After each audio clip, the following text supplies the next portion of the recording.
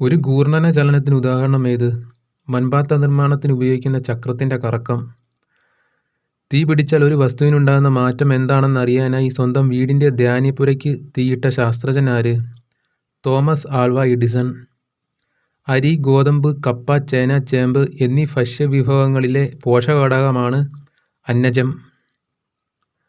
പരിസ്ഥിതി സൗഹാർദ്ദപരമല്ലാത്ത മാലിന്യ സംസ്കരണ രീതിയാണ് കത്തിക്കൽ.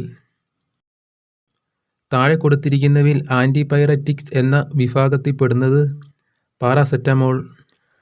ബോക്സൈറ്റ് അയിര് ഗാഢമാക്കുന്നതിന് ഉപയോഗിക്കുന്ന രീതി ലീച്ചിങ്. ഏറ്റവും കൂടുതൽ ആവൃത്തിയുള്ള ഇലക്ട്രോ മാഗ്നറ്റിക് റേഡിയേഷൻ ഗാമാ കിരണങ്ങൾ. കൊളോയിഡൽ കണങ്ങൾ കാരണം പ്രകാശത്തിന് വിസരണം സംഭവിക്കുന്നത് ഏതു പേരിൽ അറിയപ്പെടുന്നു? Tyndall effect. ഞാനതെൻ്റെ കയ്യിലെടുത്ത് പിടിച്ചാൽ മതി, അതുരുകും.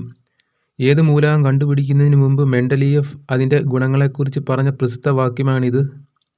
ഗാലിയം. ജലത്തിലൂടെ വൈദ്യുതി കടത്തിവിട്ടാൽ അതിനെ ഹൈഡ്രജനും ഓക്സിജനുമായി വിഭജിക്കാമെന്ന് 1806 കണ്ടെത്തിയ ശാസ്ത്രജ്ഞൻ ആരാണ്? Sir Humphrey Davy. ഇസ്തിരിപ്പെട്ടി പ്രവർത്തിക്കുമ്പോൾ വൈദ്യോർജ്ജം ഏതു രൂപത്തിലേക്ക് പരിവർത്തനം ചെയ്യുന്നു? താപോർജ്ജം. ഛർദിയും വയറ്റിളക്കമുള്ള ഒരു വ്യക്തിക്ക് ആരോഗ്യ പ്രവർത്തകർ ഉടൻ നിർദ്ദേശിക്കുന്ന പാനീയമേത്? ORS ലൈനി. ആറ്റത്തിൻ്റെ ഗ്രഹമാതൃക നിർദ്ദേശിച്ചതാര്? റുദർഫോർഡ്. സംക്രമണ മൂലകങ്ങൾ ഏത് ബ്ലോക്കിൽ ഉൾപ്പെടുന്നു? D block. നവജാത ശിശുക്കളെക്കുറിച്ചുള്ള പഠനമാണ് നിയോനേറ്റോളജി. തലച്ചോറിനെ പൊതിയുന്ന പാടകൾക്കുണ്ടാകുന്ന രോഗാണുബാധ മെനിഞ്ചൈറ്റിസ്. ന്യൂക്ലിയസിന് ചുറ്റും ഇലക്ട്രോണുകൾ സഞ്ചരിക്കുന്നത് ഷെല്ലുകളിലാണെന്ന് കണ്ടെത്തിയ ശാസ്ത്രജ്ഞൻ നീൽസ് ബോർ. മെൻഡലീയേഫ് പീരിയോഡിക് ടേബിളിൽ മൂലകങ്ങളെ അവയുടെ ഏത് ഗുണത്തിൻ്റെ അടിസ്ഥാനത്തിലാണ് ക്രമീകരിച്ചിരിക്കുന്നത്? ആറ്റോമിക മാസ്.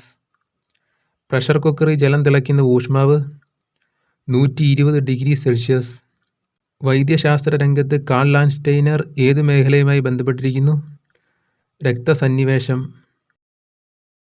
ഇലക്ട്രോൺ ചാർജിൻ്റെ മൂല്യം കണ്ടുപിടിച്ച ശാസ്ത്രജ്ഞൻ മില്ലിഗൺ. മോൺസ് പ്രക്രിയ ഏത് ലോഹത്തെ വേർതിരിക്കാനാണ് ഉപയോഗിക്കുന്നത്? നിക്കൽ. ആവർത്തന പട്ടികയിലെ 17ാം ഗ്രൂപ്പ് മൂലകങ്ങൾ ഏത് കുടുംബത്തിലാണ് ഉൾപ്പെടുന്നത്? ഹാലോജൻ കുടുംബം. മനുഷ്യനിർമ്മിത പെട്രോളായി ഉപയോഗിക്കുന്നത് ഹൈഡ്രജൻ. ഒരു പോളിമറായ പോളിത്തീനിൻ്റെ മോണോമർ ഏതാണ്? ഈഥീൻ.